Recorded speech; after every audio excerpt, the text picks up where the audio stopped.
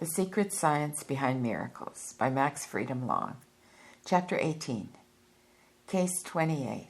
Instant Healing Without Benefit of Priest or Kahuna. From a number of cases of instant healing, I select the following because it illustrates so well the flow of vital force and the nature of the relation which may be had with the high self. It is also important as a case because the individuals involved were of no particular religious belief.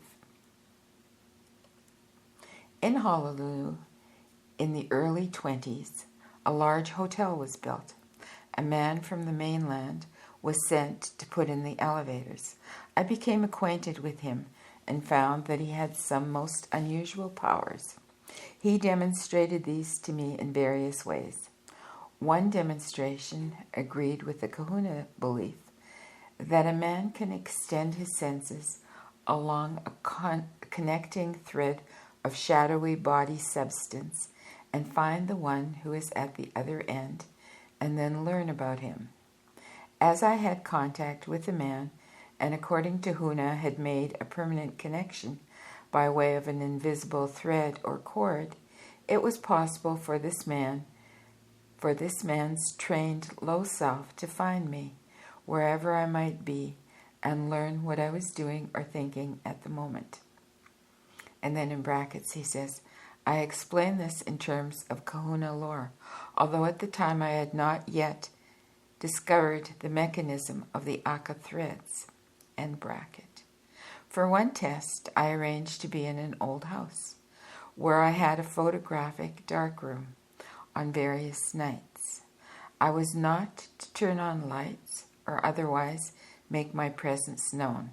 The man, on his part, was to visit the house after dinner each evening and to use his psychic ability to tell whether or not I was there. The test was made several times, and it worked. He would come to the door and stand there silently for a moment. If he sensed that I was inside, he would knock. Otherwise, he would go away. I tried once to fool him by not answering his knock, but he refused to leave, knocking repeatedly and calling out, Open up, Long, I know you're in there, and you're trying to fool me. Come on, open up. This man's story is this. He had an earlier period in his life, a run of bad luck as an installation engineer for a large elevator manufacturing company. Men working on jobs under him were constantly being injured despite his care. At last the elevator company discharged him. At that time, he had an invalid daughter over 20 who had been bedfast for months. His wife had died a few years earlier and his daughter had kept the house. When he lost his job, the times were so hard that he could not find other employment. To make matters worse, he lost his health, one ailment after another sending him to the doctor until he was compelled to remain in bed most of the time. In desperation, he tried Christian Science, faithfully reading the books of the founder and trying in all ways to follow the orders given him. Getting no results, he turned to New Thought, Unity, and such other religious movements as had literature on healing. At last, running out of funds, he became almost completely bedfast and quite desperate. He concluded that all religious teachings were imperfect and that there must be a higher intelligence to which man could appeal if he could make his appeal heard. And with this in mind, he spent his time and strength day after day in an endeavor to reach out and find the higher intelligence. One day he suddenly sensed the fact that he had at last contacted something. He felt an electric tingling, which was sharp and short, unlike anything that he'd ever experienced before. Immediately he cried out for help, imploring the something which he had sensed as being with him to restore his health.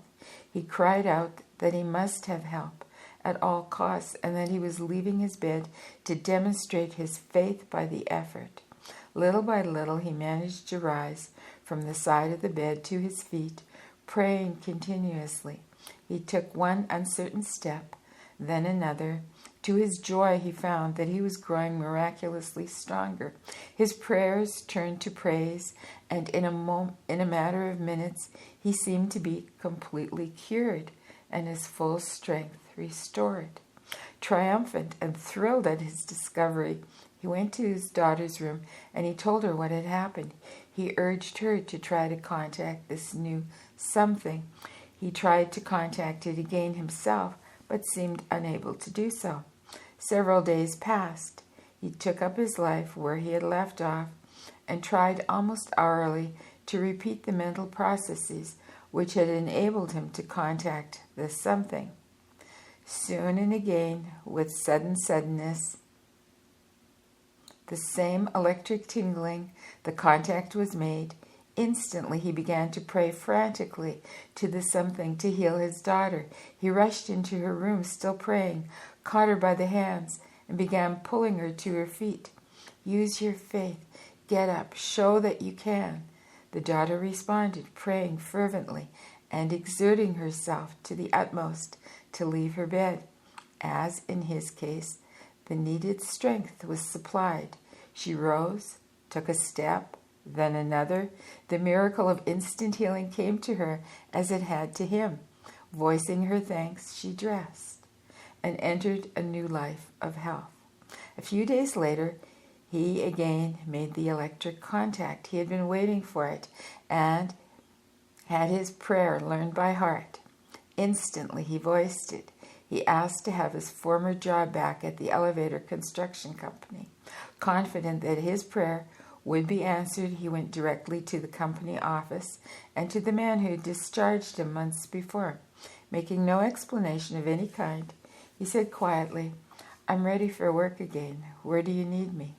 The man behind the desk looked at him intently for a moment, and then he took from his desk a bundle of papers, which he held out to him, naming the city in which the installation job was to be done. That was the beginning of an unbelievable career. He learned by practice to contact the something almost at will, and never allowed a morning or evening to pass without the contact. He learned to ask to be shown any danger which lay ahead on the job, and would be warned by a strong sense of danger if there was an emergency coming up. Once having received such a warning, he would make his contact on the job and ask for guidance. Nothing came in words, but he felt urges to act in certain ways.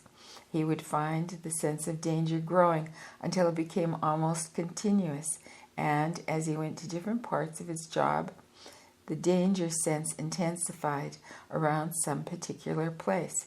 He would station himself there, calling his trusted foreman and others to stand with him, and all would watch to prevent trouble.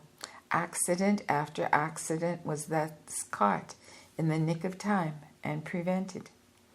I asked the man to let me have all the details should such a danger arise and be met while he was on the Honolulu installation job.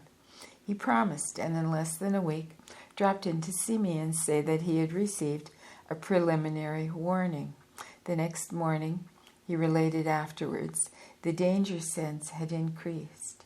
He traced the danger spot to the top of a work elevator shaft on the roof of a new hotel. There, with his foreman and another workman who was long familiar with the warnings, he waited. Meanwhile, all workmen on the job had been warned to be extra careful. Contact was made afresh, and the danger came so close that he could almost smell it. A Filipino workman approached the head of the elevator shaft with a wheelbarrow on which had been loaded a coil of very stiff and heavy steel cable. The elevator platform was in place, and the man lifted the gate. He returned to push his load onto the platform. At the instant when his barrow wheel touched the elevator platform, someone below, without ringing the warning bell, pulled the control rope, and the elevator began to drop. The barrow tipped, throwing the cable coil against part of the shaft and breaking the binding wire so that the cable uncoiled, lashing out like a great snake and striking the foreman from behind. He would have pitched headmost into the elevator shaft, barrow and all, but the 3 watchers had already exploded into action, gripping him and his load, and dragged them all back to safety. I checked on this account and had the same story from all involved.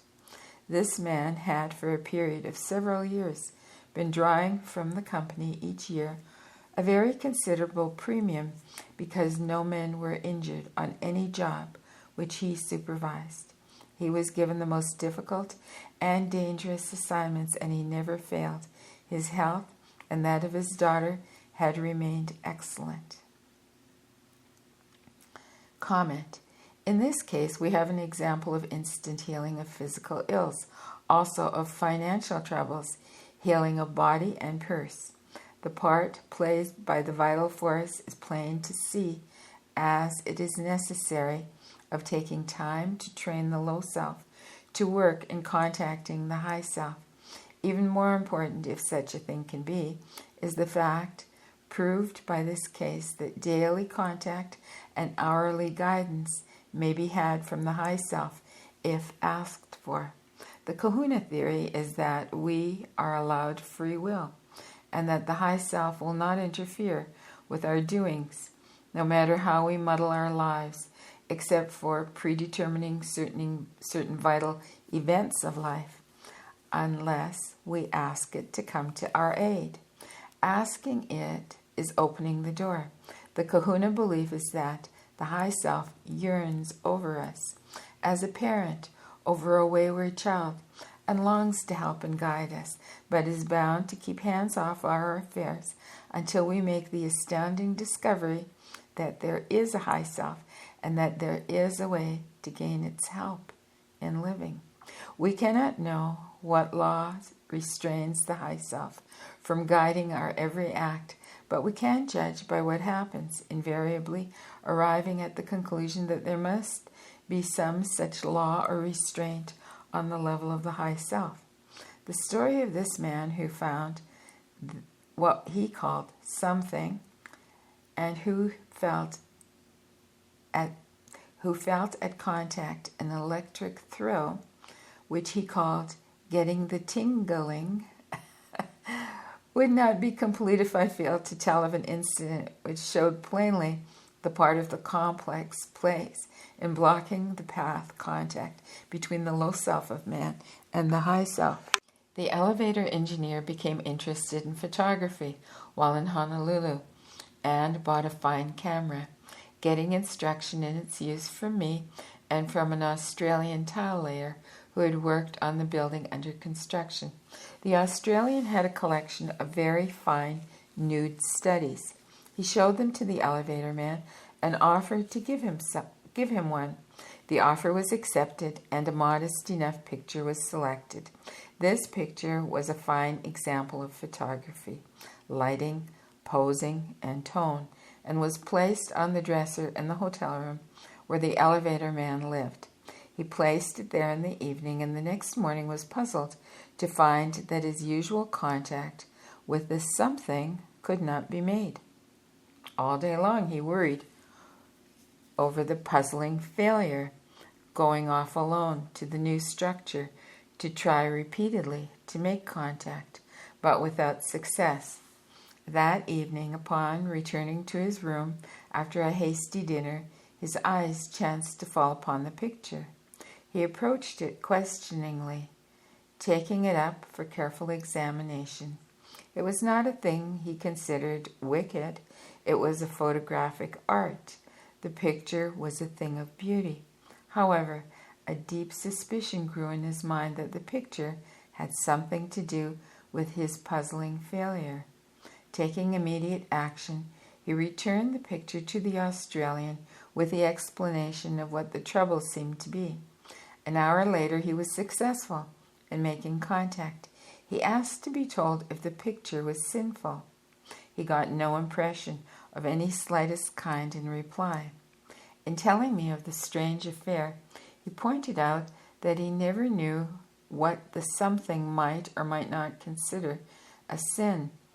He could chew tobacco, and he used profanity most freely.